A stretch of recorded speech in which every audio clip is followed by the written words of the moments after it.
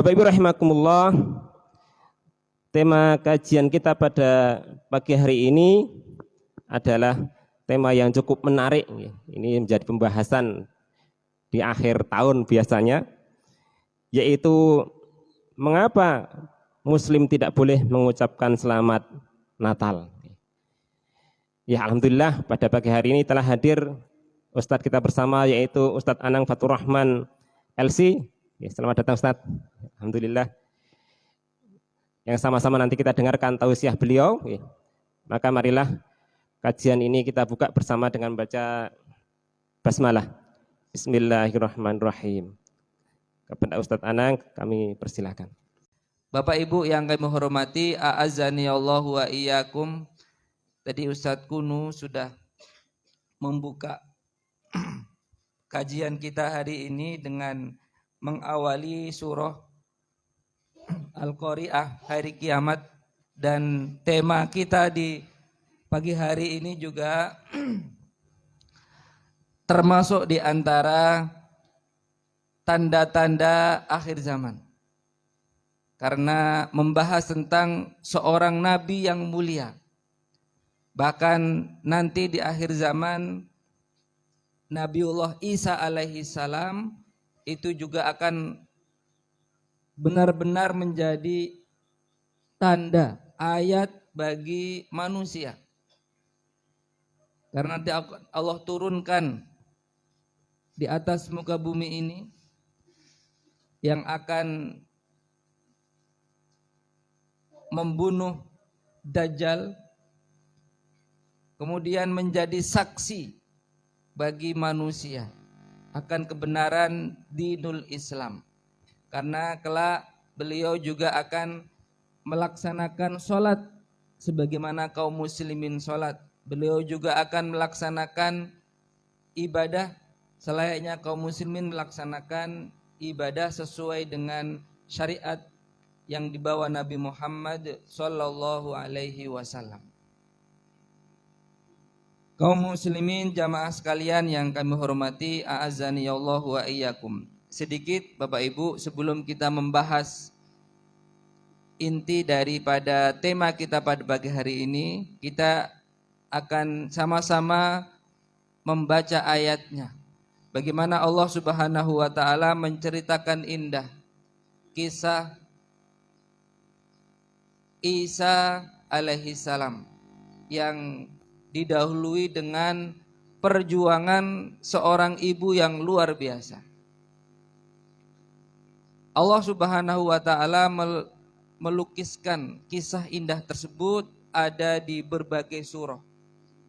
Ada di surah Ali Imran yang memang secara khusus mengkaji, membicarakan tentang bagaimana keluarga Imran yang bukan merupakan keluarga seorang nabi, tetapi di kemudian hari melahirkan seorang nabi yang sangat mulia.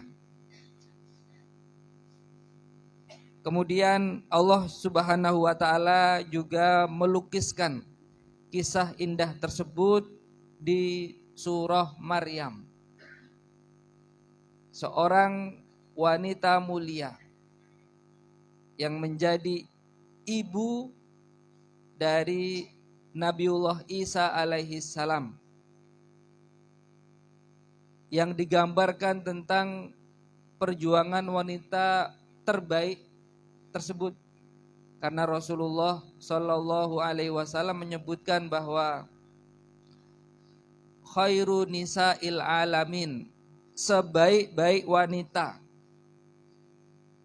sepanjang zaman sejarah manusia, bahkan disebutkan dengan 4 wanita penghulu ahli surga.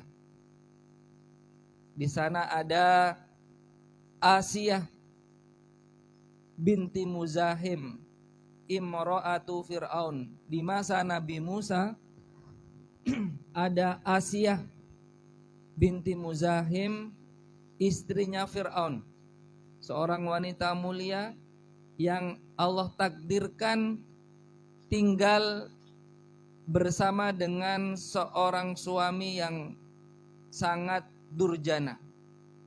Karena ini adalah istrinya Fir'aun, tetapi menjadi wanita yang paling mulia. Kemudian di masa Nabiullah Isa alaihissalam, Allah hadirkan wanita yang mulia itu adalah ibu dari Nabi Isa itu sendiri. Seorang wanita yang Allah takdirkan tidak bersuami. Seorang wanita yang Allah takdirkan melahirkan anak tanpa ada hubungan biologis laki-laki dengan perempuan. Yang wanita tersebut sejak dalam kandungan sudah dinadarkan oleh ibunya, yang sudah sejak dalam kandungan diwakafkan untuk Baitul Maqdis. Karena lamanya Hannah tidak mendapatkan keturunan. Kemudian ketika melihat burung yang bertengger bersama dengan anak-anak burung yang lainnya, kemudian Hannah berdoa kepada Allah agar juga diberikan keturunan sebagaimana layaknya makhluk yang lainnya. Kemudian Allah berikan kehamilan kepada Hannah di usia yang sudah sepuh. Kemudian saking senangnya Hannah kemudian mewakafkan putranya ini. Hannah berdoa kepada Allah bahwa putranya ini kelak akan menjadi seorang yang diwakafkan untuk Baitul Maqdis.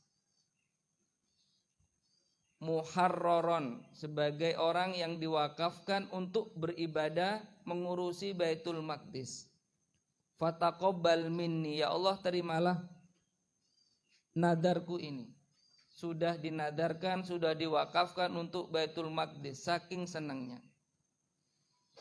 Falamma wada'atha, tapi ketika Hannah melahirkan Maryam,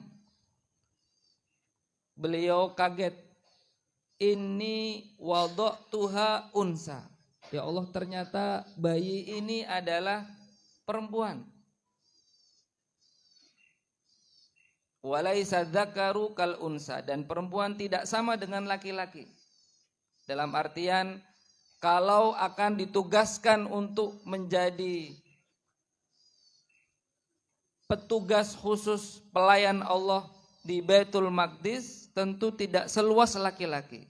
Perempuan ada halangan, perempuan ada haidnya, perempuan tidak memiliki kekuatan fisik seperti laki-laki. Wa inni samaituha Maryam, dan aku memberikan nama kepada bayi ini Maryam. Satu nama yang bukan berasal dari bahasa Arab, yang kalau di bahasa Arab kan artinya adalah abidatur Rabb, hambanya Allah Subhanahu wa taala. Maryam itu adalah hamba Allah Subhanahu wa taala. Wa inni u'iduha bika wa dzurriyyataha minasyaitonir rajim.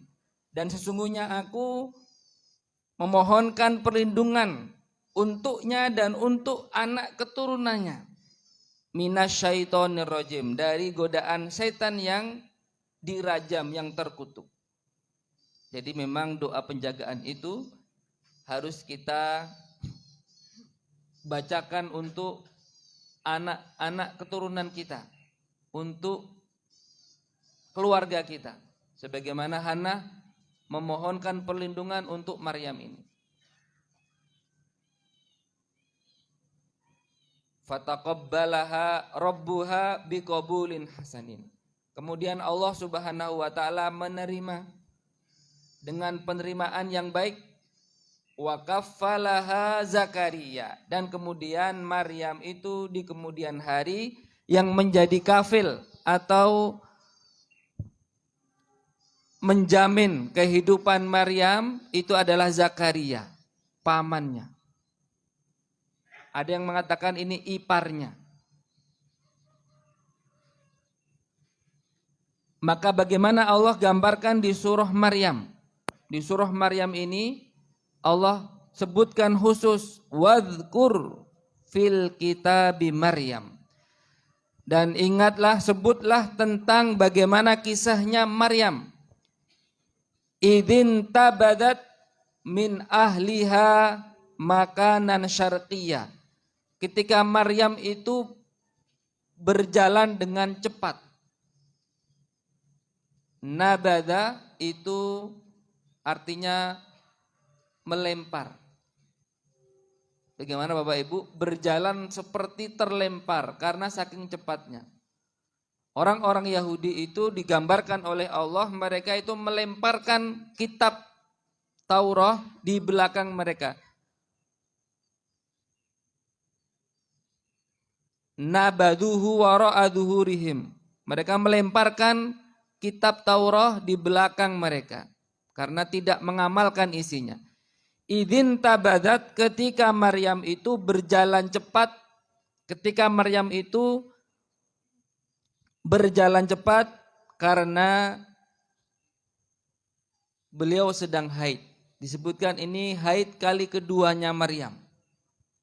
Karena sejak kecil Maryam itu tinggalnya di Baitul Maqdis.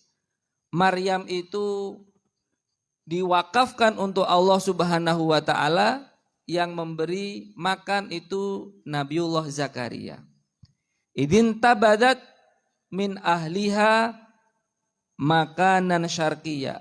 Pergi ke arah timur, menjauhi Baitul Maqdis dalam posisi haid. Kemudian Maryam, wanita suci tersebut, karena menjaga dirinya, fattakhadat min dunihim hijaban. Disebutkan bahwa Maryam itu kemudian berada di rumah Zakaria. Rumahnya khusus dan Maryam mendapatkan tempat khusus. Kemudian Maryam juga masih menjaga diri dengan hijab, ditutup tirainya. Fa'arsalna ilaiha ruhana. Kemudian kami utus kepada Maryam ruhana, malaikat Jibril. Malaikat Jibril Allah utus untuk datang kepada Maryam. Fatamassala laha basharon sawiya. Kemudian Jibril datang dalam wujud laki-laki yang sangat tampan. Ini seorang wanita mulia, seorang wanita yang membatasi dirinya tidak berinteraksi banyak dengan laki-laki, karena memang khusus ibadah kepada Allah. Sudahlah Maryam ini berada di dalam kamar khusus, masih tertutup dengan hijab, tiba-tiba datang seorang laki-laki yang sangat tampan. Disebutkan ketampanan manusia yang diserupai oleh Jibril tersebut lebih tampan dari tampannya Nabiullah Yusuf alaihi salam. Karena yang malaikat itu dinisbatkan sebagai orang yang sangat tampan. Bagaimana Bapak Ibu-ibu masih ingat ketika membaca kisahnya Yusuf, ibu-ibu yang teriris-iris tangannya karena melihat ketampanan Nabi Yusuf alaihissalam. Mahada basyara, kata ibu-ibu saat itu di Mesir, mahada basyara, ini bukan manusia. In hada illa malakun karim, tapi ini malaikat yang mulia. Karena malaikat itu memang tampan-tampan. Dan kisah Israiliyatnya Ibu, kita ini adalah keturunan ibu-ibu itu. Tandanya di tangan kita ada garis-garisnya ini Bu. Ini bekas teriris-iris dulu tangannya. Ya. Tapi ini kisah riwayat Israiliyat yang tidak bisa kita benarkan 100% dan tidak bisa kita tolak 100%. Ya, sebagai tambahan data tafsir saja. Maryam Ibu, ketika didatangi manusia yang lebih tampan dari Yusuf, tidak terpesona sebagaimana ibu-ibu di Mesir saat itu yang mengiris-iris tangannya karena melihat ketampanan Yusuf alaihissalam. Apa yang dikatakan oleh Maryam? Qalat inni a'udzu birrahmani minka. Maryam mengatakan, a'udzu, aku berlindung, birrahman, kepada Allah yang maha rahman, minka, dari kejahatanmu. Ini berarti kok berani-beraninya masuk ke kamarku ini.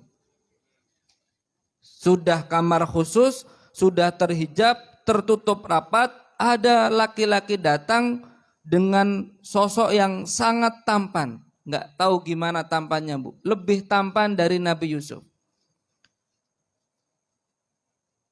Maryam mengatakan inni a'udzu birrahman.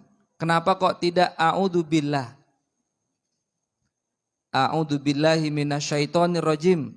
Tapi ini a'udzu birrahman. Boleh kita juga meniru Bapak Ibu ketika kita bermohon kepada Allah, a'udzu birrahman. Aku berlindung kepada Ar-Rahman. Para ulama menyebutkan bahwa ini menunjukkan tentang kedekatan Maryam kepada Allah. Kalau Allah itu kan artinya adalah al-ma'luh al-ma'bud. Yang disembah, yang diibadahi. Tapi kalau Ar-Rahman itu adalah nama Allah yang artinya pengasih. Semua mendapatkan rahmat dari Allah. Nah, kata rahmat itu sendiri di surah Maryam itu terulang sebanyak 18 kali. Rahmannya Allah. Kata rahmannya terulang sebanyak 14 dalam bentuk rahman, 4 dalam bentuk rahmat. Melebihi banyaknya kata itu terulang di surah Ar-Rahman itu sendiri. Karena memang Maryam itu yang sudah sangat dekat sekali kedudukannya dengan Allah Subhanahu wa taala. Saking dekatnya ketika Zakaria masuk ke mihrab, falamma dakhala 'alaiha Zakariyal mihraba wajada indaha rizqa. Saking dekatnya Maryam itu kepada Allah, yang terbetik di hatinya sudah didatangkan oleh Allah. Ketika Zakaria ingin bawakan makanan, wajada indaha rizqa. Tahu-tahu sudah ada roti krimes. Ya, Pak. Ya. Sudah ada makanan yang disediakan. Qala anna laki hadza. Dari mana ini wahai Maryam? Qalat huwa min indillah. Ini datang dari Allah. Innallaha yarzuqu may yasha'u bighairi hisab. Allah datangkan ini sebagai rizki tanpa batas bagi yang dikehendaki oleh Allah. Jadi ada tingkatan demikian Bapak Ibu. Orang-orang yang sudah sangat dekat sekali dengan Allah itu pertolongannya bertubi-tubi. Perbaiki hubungan kita dengan Allah, Allah yang akan memperbaiki hubungan kita dengan orang lain. Perbaiki hubungan kita dengan Allah, Allah yang akan memperbaiki kondisi kita, dunia akhirat kita. Belajar dari kisahnya Maryam.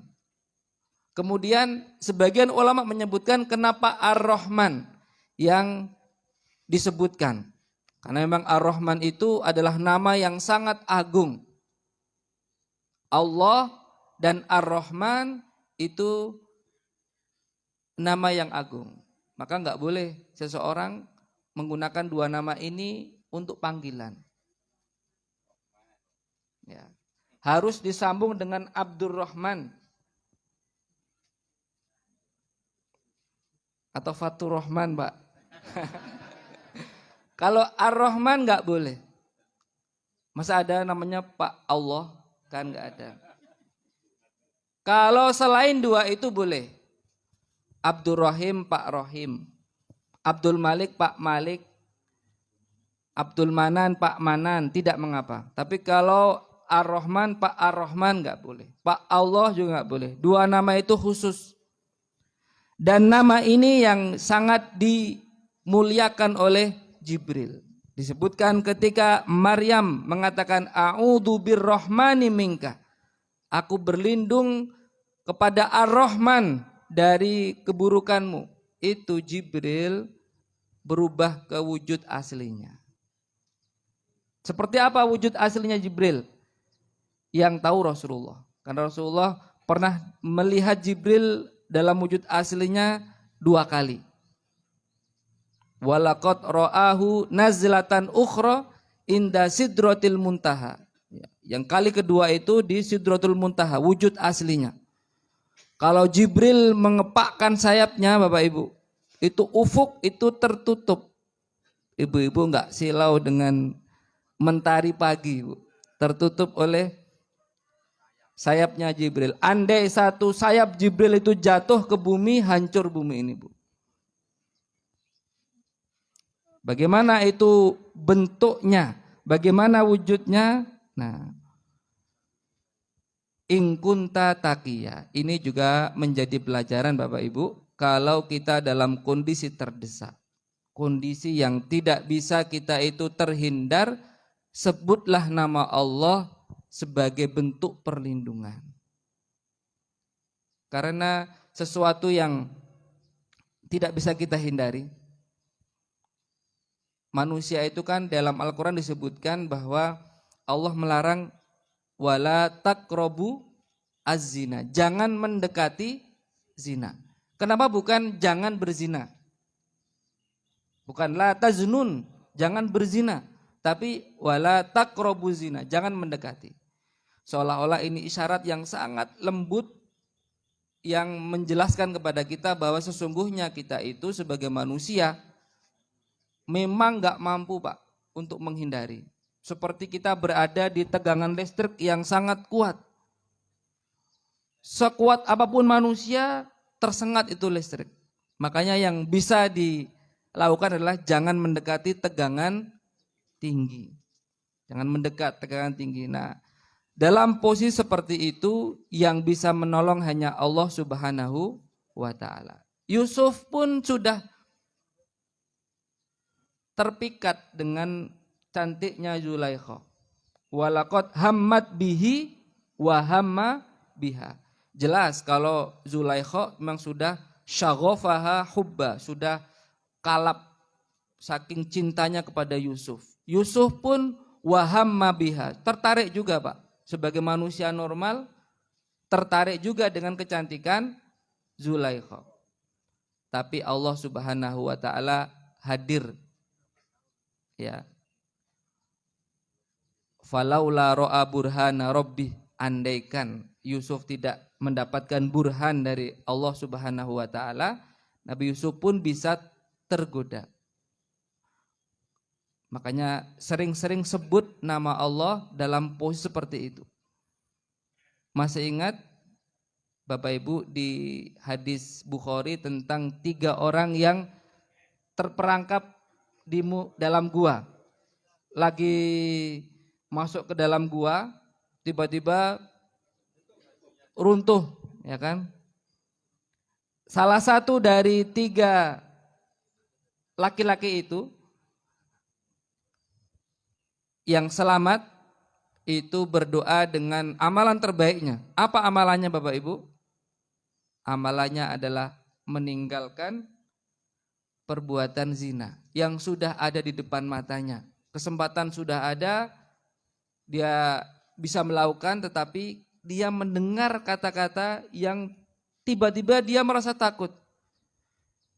Ketika dia mencintai seorang wanita yang sangat cantik, disebutkan itu merupakan sepupunya yang sudah diidam-idamkan sejak lama. Ketika dia mendapatkan kesempatan, wanita itu mau, asalkan karena kekurangan harta, kondisi terdesak, dikatakan 100 dinar. Ketika dia akan melakukan perbuatan keji tersebut, tiba-tiba sang wanita mengatakan ittaqillah, takutlah engkau kepada Allah. Tiba-tiba benar-benar takut, dan laki-laki ini meninggalkan wanita itu begitu saja dan tidak mengambil 100 dinarnya. Berarti dijaga oleh Allah karena menjaga yang sangat mulia tadi. In kunta taqiyya. Jadi sering-seringlah kita menyebut nama Allah, Allahu Akbar. Makanya Bapak Ibu, kalau seorang suami istri bertemu, juga berdoa. Karena ini harus dihadirkan pertolongan Allah dalam posisi apapun. Kemudian ketika Jibril sudah berganti wujudnya dengan wujud aslinya, qala innama ana rasulu rabbik. Aku ini adalah utusan Allah Subhanahu wa taala untukmu. Li ahabalaki gulaman zakiyah, yang akan membawa kabar gembira dengan anak laki-laki yang sangat mulia, suci. Qalat anna yakunu li gulam. Bagaimana mungkin saya punya anak? Walam yamsasni bashar, sementara aku tidak pernah disentuh oleh laki-laki. Walam aku bagia, dan aku bukan seorang pelacur. Tidak pernah disentuh laki-laki, bukan orang yang buruk pula. Qala kadzaliki qala rabbuki wa alayya hayyin. Apa yang dikatakan Jibril kepada Maryam, ini kata Allah itu sesuatu yang hayyin, mudah. Kalau Allah sudah menghendaki, Allah akan hadirkan jalannya. Meskipun hanya Allah yang tahu caranya. Walina ja'alahu ayatal linnas, dan akan dijadikan anak itu sebagai tanda bagi manusia, wa rahmatan minna, dan sebagai rahmat kasih sayang dari kami, dari Allah. Wa kana amron maqdiya, dan itu sudah ditentukan, sudah dikehendaki oleh Allah. Sesuatu yang mudah bagi Allah akan menjadi ayat tanda bagi manusia, dan yang ketiga itu merupakan sesuatu yang sudah dikehendaki oleh Allah Subhanahu wa taala. Maka Maryam bisa menerima. Kalau sudah keputusan Allah, maka menerima dengan ridho. Fahamalathu fantabadat bihi makanan qosiyah. Ketika Maryam ini mengandung Isa, itu Maryam fantabadat bihi makanan qosiyah. Beliau pergi ke tempat yang jauh, mengasingkan diri dari orang-orang yang menuduh Maryam itu sebagai wanita pezina. Benar-benar sebagai ayat.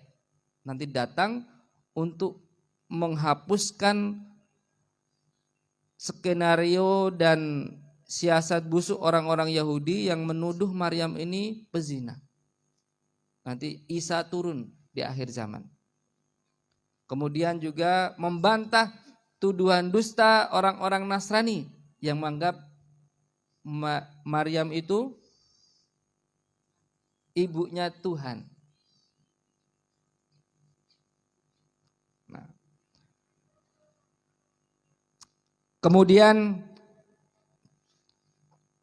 Maryam berada di tempat yang makanan qosiyah fa'aja ahal makhod, maka kontraksi dalam perutnya itu memaksa Maryam ila jid'in nakhlah, untuk bersandar di bawah pohon kurma. Qalat ya laitani mittu qabla hadza wa kuntu nasyam mansiya. Andai kiranya aku mati sebelum ini dan aku merupakan orang yang terlupakan, lebih baik daripada harus menanggung beratnya ujian ini. Seorang ibu yang disebutkan oleh sebagian mufasir tetap mengandung seperti layaknya manusia biasa 9 bulan 10 hari. Ada yang mengatakan kurang dari itu, bahkan yang mengatakan hanya 3 saat saja. Tetapi intinya Maryam juga mengalami sesuatu yang berat.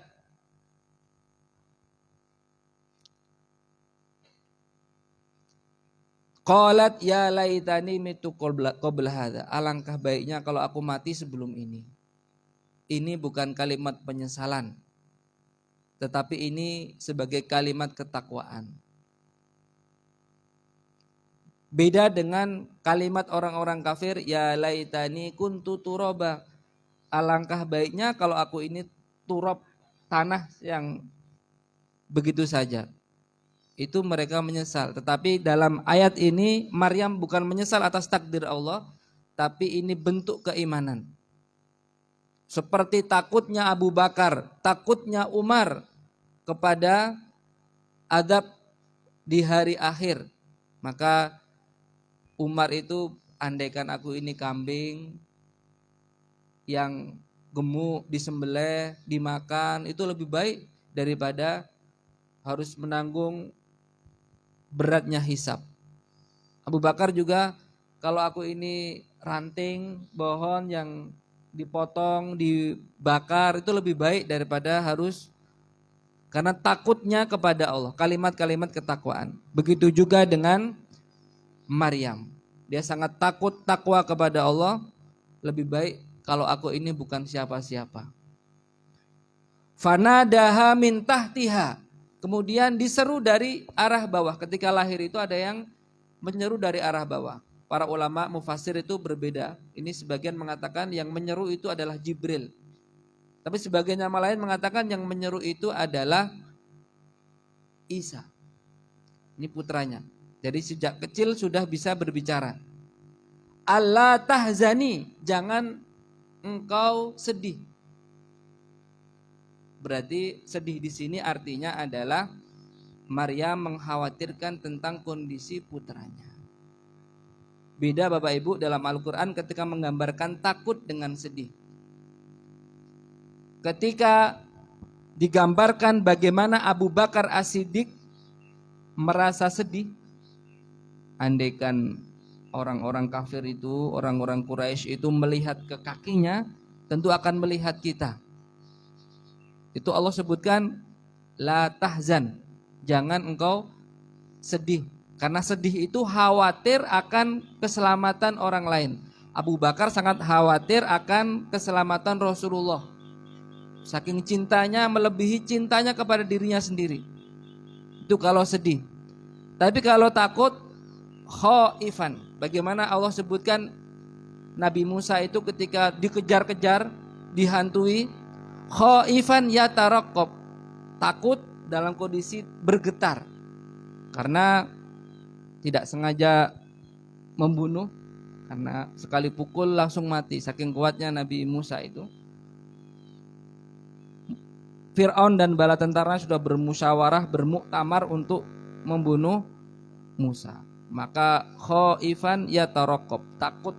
Nah, posisinya kalau takut itu akan diri sendiri, tapi kalau sedih itu tentang orang lain.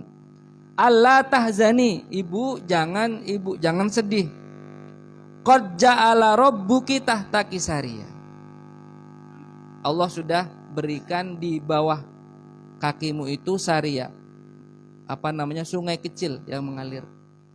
Ini kemarin pernah disebutkan oleh Profesor Dr. Abdul Fattah Al-Awaisi, orang Palestina yang pakar di bidang ilmu politik internasional, dan beliau menyebutkan Sariya itu mata air yang berikan untuk Maryam. Segarnya, rasanya persis seperti Zam-Zam. Kalau Zam-Zam Allah berikan untuk Hajar dan Ismail, kalau Saria Allah berikan untuk Maryam dan Isa. Sama-sama untuk ibu dan seorang nabi. Dan ini masih ada. Di mana? Di Baitul Maqdis. Mudah-mudahan kita berkesempatan ke sana Bapak Ibu. Untuk sholat di sana, bisa minum Zam-Zam yang model Saria ini. Karena sekarang masih ada dan segarnya sama seperti Zam-Zam. Qad ja'ala rabbuki tahtaki Saria wa huzzi ilaiki bijid'in nakhlah, dan goyangkan pangkal pohon kurma itu. Tusakit alaiki rutoban jania. Nanti Allah akan jatuhkan rutob yang sangat segar. Bisa dibayangkan Ibu, seorang wanita posisinya habis melahirkan, tentu lemas, disuruh menggoyangkan kurma. 10 laki-laki yang kekar kuat saja tidak bisa itu merontokkan kurma dengan digoyang-goyang. Apalagi hanya satu orang wanita plus posisinya habis melahirkan. Di sini sebuah isyarat yang sangat lembut mengajari manusia bahwa kita harus ikhtiar. Ikhtiar itu merupakan sunnatullah. Sangat mudah bagi Allah, langsung celing datang tiba-tiba rutob kurma segarnya tadi. Tetapi Allah ingin mengajari tentang pentingnya kita berikhtiar, menyambut rizki itu. Tusakit alaiki rutoban janiya. Fakuli washrobi wa qurri aina. Makan, minumlah, dan berbahagialah wahai Maryam. Jadi ini Bapak Ibu, sepenggal kisahnya Maryam, seorang wanita mulia yang sejak lahir sudah diwakafkan untuk Baitul Maqdis, untuk menjadi pelayan Allah Subhanahu wa taala, yang sudah sangat dekat posisinya dengan Allah Subhanahu wa taala. Allah berikan keajaiban.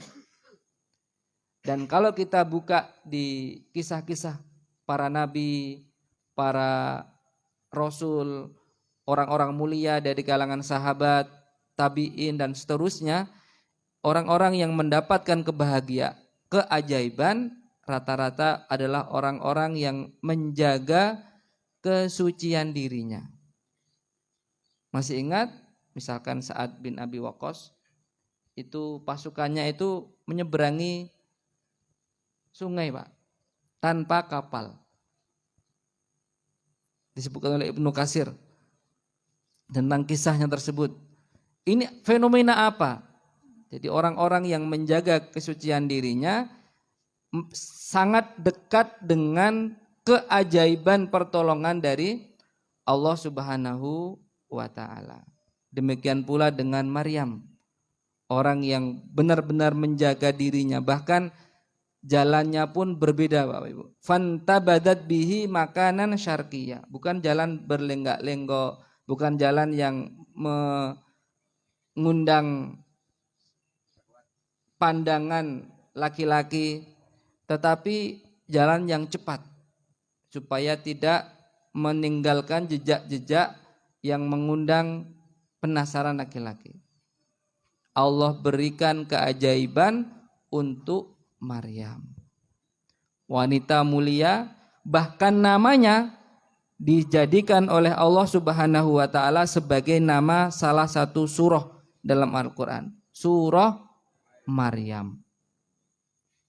Perjuangan yang luar biasa, dituduh berzina, dituduh sebagai wanita yang tidak baik, padahal Maryam adalah orang yang tidak pernah disentuh oleh laki-laki. Nah, ini Bapak Ibu sekalian yang kami hormati, dengan perjuangan wanita yang sangat mulia tersebut, tegakah kita seandainya kita itu mengatakan bahwa Maryam itu sebagai orang yang berzina. Sebagaimana ungkapan orang-orang Yahudi yang merendahkan Maryam dengan serendah-rendahnya. Atau tegakah kita yang sebagaimana orang Nasrani menempatkan Maryam melebihi makamnya sebagai manusia? Tentu juga bukan pada tempatnya. Itulah mengapa kita sebagai seorang muslim ya tidak perlu latah ikut-ikutan untuk mengucapkan selamat Natal.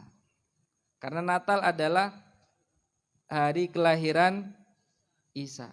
Dalam Islam, Nabiullah Isa alaihissalam itu sangat dihormati dan sangat dimuliakan. Man syahida alla ilaha illallah wahdahu la syarikalah. Siapa yang bersaksi tidak ada sesembahan kecuali Allah, tidak ada sekutu baginya. Wa anna Muhammadan Rasulullah, dan Nabi Muhammad adalah Rasul utusan Allah. Wa anna Isa, dan sesungguhnya Isa Abdullah, dan sesungguhnya Isa adalah hamba dan Rasul Allah. Wa kalimatuhu, dan kalimat dari Allah Subhanahu wa ta'ala. Maka ini menjadi keyakinan kita, wa annal jannata haq wan nar haq, dan kita meyakini bahwa surga itu benar, neraka itu benar. Maka ini keyakinan seperti ini akan menjadikan seorang muslim masuk ke dalam surganya Allah Subhanahu wa ta'ala. Sehingga jangan terjebak dengan istilah toleransi, kemudian kita latah ikut membubarkan keyakinan kita. Kan kita sudah qul huwallahu ahad, Allahus somad, lam yalid walam yulad. Allah tidak punya anak dan tidak diperanakkan. Sama halnya kalau kita meyakini itu, kita membubarkan keyakinan kita yang lam yalid walam yulad. Maka toleransi itu artinya membiarkan seseorang memberi kesempatan orang lain sesuai dengan keyakinannya. Pun kalau kita punya keyakinan untuk tidak meyakini itu sebagai anak Allah, anak Tuhan, maka ya sudah, tidak perlu dipaksakan untuk mengucapkannya. Dan itu sudah bentuk dari toleransi, memberi kesempatan orang lain sesuai dengan keyakinannya, tanpa harus ikut-ikutan merayakannya, tanpa harus ikut mengucapkannya, karena itu akan bertentangan dengan keyakinan yang ada di dalam syariat agama kita. Demikian Bapak Ibu, insya Allah Indonesia itu sudah sangat kuat dalam menjaga toleransi, dan insya Allah semua akan berjalan dengan baik-baik saja, dan kita tetap menjaga akidah dan keyakinan kita dengan ya sudah apapun agamanya ya silahkan, yang penting lakum dinukum waliyadin. Itu sudah sangat jelas Al-Quran menyebutkan. Al-Mughirah itu menyebutkan Bapak Ibu, sudah merayu Nabi loh. Rasulullah, Muhammad, gimana kalau kita itu gantian? Sehari engkau beriman, sehari kafir. Gantian. Rasulullah nggak mau. Udah gimana segini? Engkau sehari saja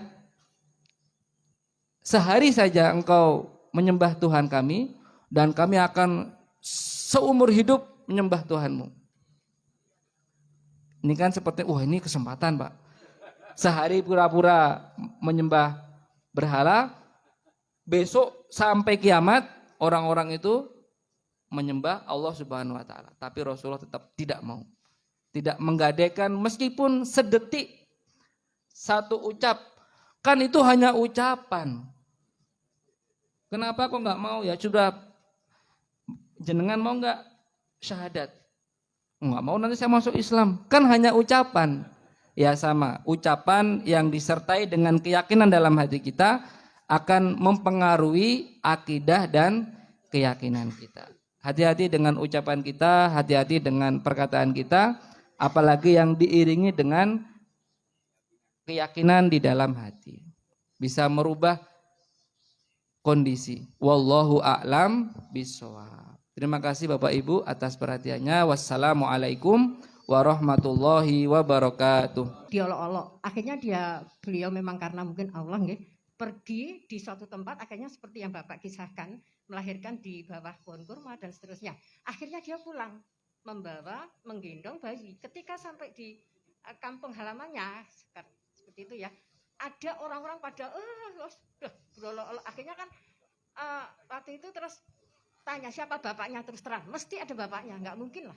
Akhirnya ya karena kondisi orang ya seperti biasa, akhirnya bayi itu bisa ngomong gitu, hamba. Nah, itu seperti yang Bapak sampaikan, dia mengatakan bahwa saya itu adalah hamba Allah, kelak menjadi Allah.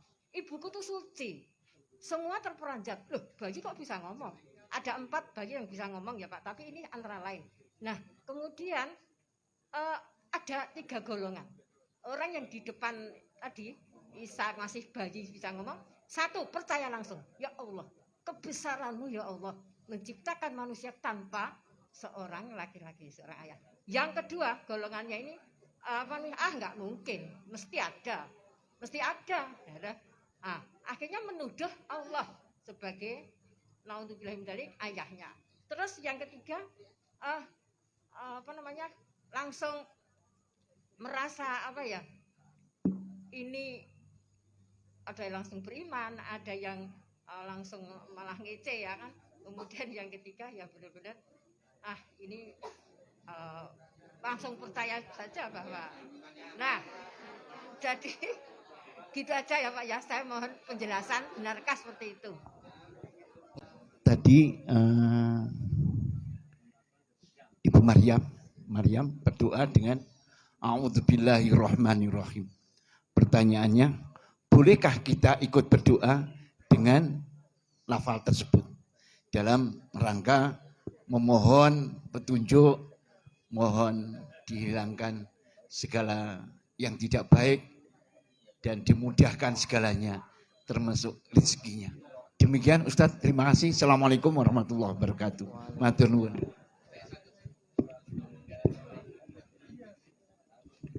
Ya, alhamdulillah matur nuwun atas pencerahannya. Semoga secerah pagi ini. Amin. Ada mahasiswa saya Fakultas Ekonomi dan Bisnis yang saya ikutkan dalam mata kuliah Akidah Akhlak. Nah, pertanyaan ya boleh enggak gitu. Kan hanya sekedar ya sebagiannya menjawab boleh. Sekedar untuk karena dia dalam keluarga itu ada yang non muslim, ada neneknya, ya ada keluarganya, ya bapak ibunya alhamdulillah menjadi muslim. Hanya sekedar untuk menghormati perayaan. Tapi karena tadi ada Ustadz Anang itu bilang walaupun pakai apalagi sambil meyakini. Kalau hanya sekedar di bibir saja tapi tidak sampai meyakini. Iya, tidak sampai meyakini, hanya sekedar basa-basi. Walaupun Franz Magnus Suseno itu pernah bilang, saya juga tidak mau hanya sekedar basa-basi. Ya, itu dari Romo loh ya. Saya tidak mau hanya sekedar basa-basi, tapi di kita justru yang mengatakan, ya hanya sekedar itu tapi tidak sampai dalam keyakinan, tidak sampai merubah keyakinannya. Bagaimana menurut Ustadz? Monggo. Terima kasih, Masya Allah, ini 3 pertanyaan besar nggih. Yang pertama tadi nggih Bu, terima kasih pertanyaannya Bu, dan mohon maaf. Demikianlah Bapak-bapak. Rata-rata memang Bapak-bapak itu tidak sabar mendengar ibu-ibu yang bercerita nggih. Nggih.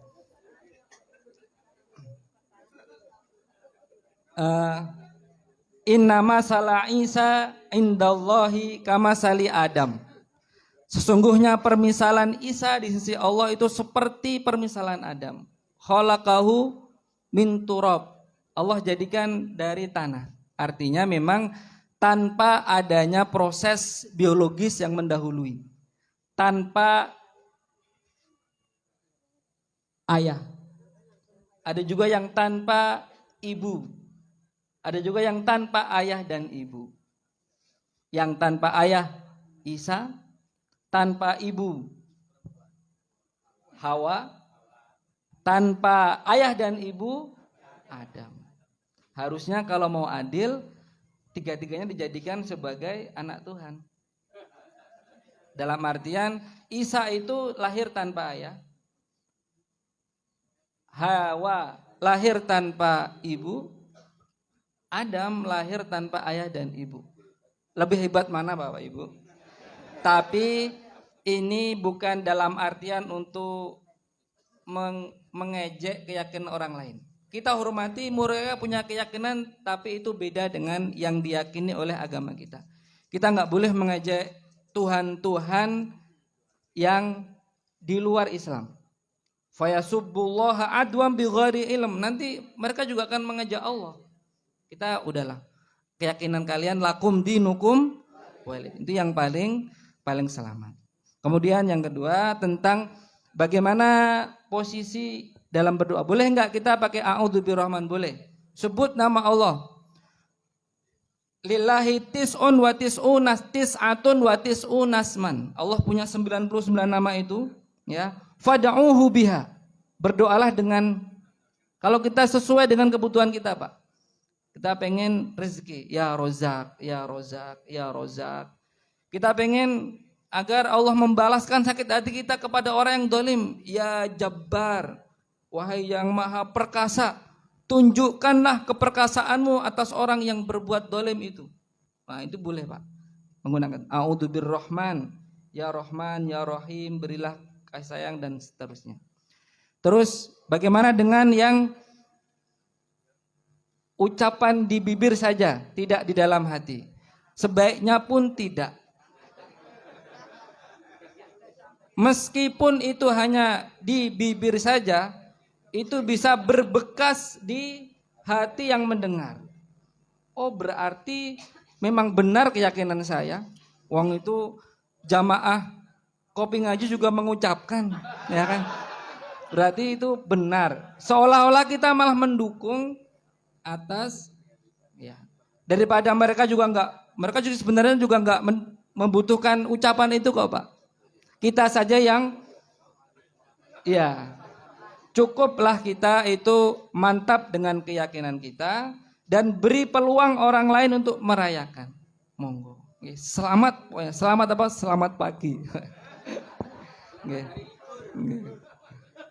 Tapi liburan tetap nggih Pak nggih. Wallahu a'lam bishawab.